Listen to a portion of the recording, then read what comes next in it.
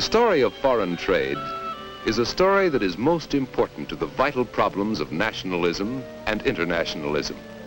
Countries striving for their own economic advantage, but wishing for global understanding and peace. For centuries, foreign trade has been the subject of arguments, articles, books, speeches. Foreign trade is the key to prosperity. Free trade will bring on a Great Depression. A high tariff policy will lead to war.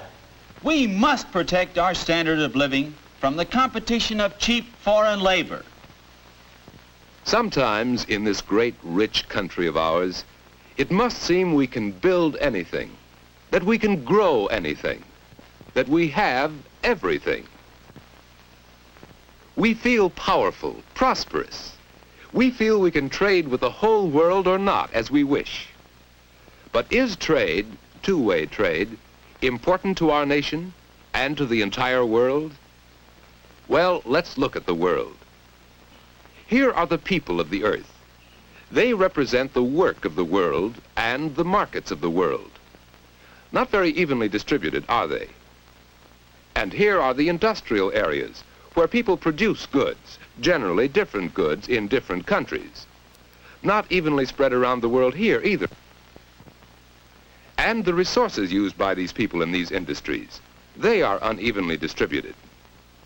So as the world of nations becomes more interdependent, across the trade lanes move certain goods from the countries producing more than they can use to other countries whose people want and need these things. And don't forget the so-called invisibles, the investments and services, such as insurance, shipping, and travel, which also can be considered as exports and imports. All right, is foreign trade as simple as that? Well, let's see.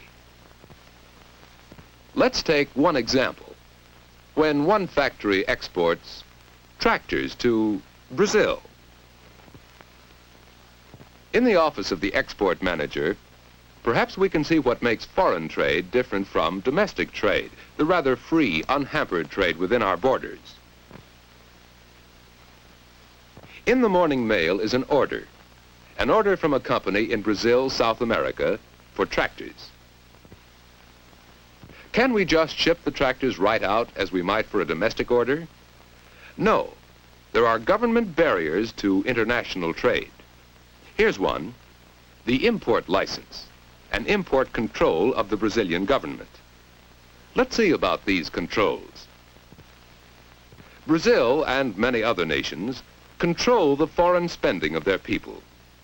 If the people continually sent out more funds than came in, their country might lose its monetary reserves. So the government encourages home consumption and discourages use of certain foreign goods. The government may, in effect, put up a wall of controls to limit foreign spending. Through import licensing, the government restricts the importing of certain items. For example, the Brazilian government issues a license for the import of tractors only when it considers tractors essential to its economy. Another form of control, an indirect control, is the tariff, a special tax. Often, the government charges a tariff or duty on imported goods. This makes foreign goods more expensive, discouraging some imports, and may also provide revenue for the government. A third government control is exchange control. The Brazilian government approved the use of dollars to pay for tractors, and dollars earned by Brazilians must be sold to the government. So import licensing, tariffs, and exchange control are three of the many ways a government limits its imports. Here is the arrangement for financing the sale of the tractors. In this case, a bank letter of credit by which the factory can be paid in dollars. How does this international payment work? You see, the Brazilian buyer must pay in cruzeiros to his bank for a letter of credit in dollars at the prevailing rate of exchange.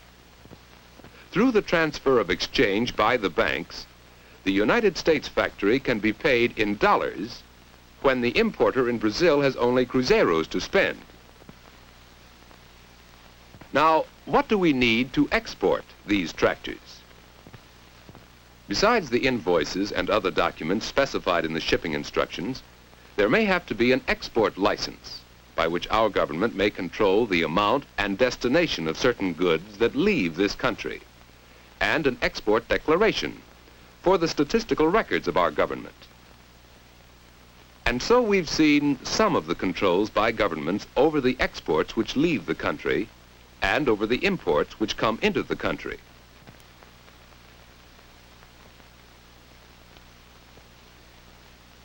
After the transportation, financing, and documents are coordinated, the tractors move onto a train for the first stage of their journey to the buyer in Brazil. But selling United States goods in another country is only half of the story. In general, the rest of the world can buy from us only to the extent that we buy something from them, from all of them put together. Let's follow the tractors to Brazil and see about that. Brazil is a large, rich country, about the size of the United States. What does Brazil have to sell? Well, they have many things, but coffee is the most important. Remember the tractor deal?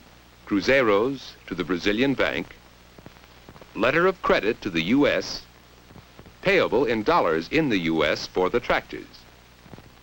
Well, the export of coffee from Brazil to the U.S. works just the other way around. Dollars to a U.S. bank, letter of credit to Brazil, which is turned into cruzeiros to pay for the coffee.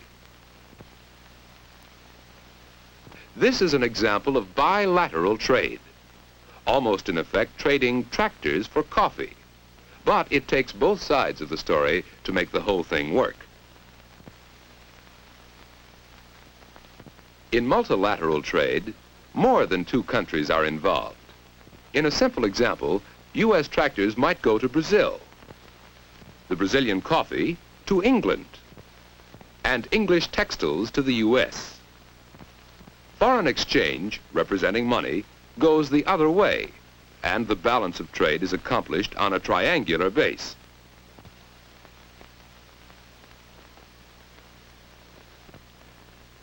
Sometimes the balance is disrupted when governments impose trade restrictions, as when certain industries request protection, perhaps by a tariff wall, protection from foreign competition. What about the competition of foreign labor? Do U.S. workers lose their jobs when goods are imported? Well, these people in foreign lands are labor competition, but they are also customers. For example, with this electric traveling crane, British workers may produce competitive goods, but perhaps parts of the crane were made in the U.S. Other countries buy from the U.S. more than 1/3 of our machine tools, more than 1/3 of our baled cotton, and a good share of our milk, wheat, petroleum. Other countries buy these things from us, making jobs for U.S. workers. In today's world, there are many restrictions on foreign trade and many reasons for them. But the unequal distribution of people, industry, and resources tends to make world trade necessary. Raw materials, goods, and services move from nation to nation, meeting demands and raising the standard of living of everyone. From other countries come such things as asphalt for our roads, fertilizer for our farm crops, leather for our shoes. We may regard this tractor as a product of the United States, but parts of it came from at least half a dozen other countries. Investigate for yourself and see what you can find. What would the tractor be without foreign trade? Without tin, rubber, manganese?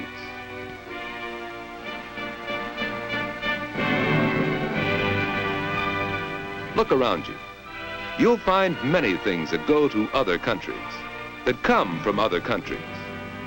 Yes, look around you, and you'll find the importance of foreign trade.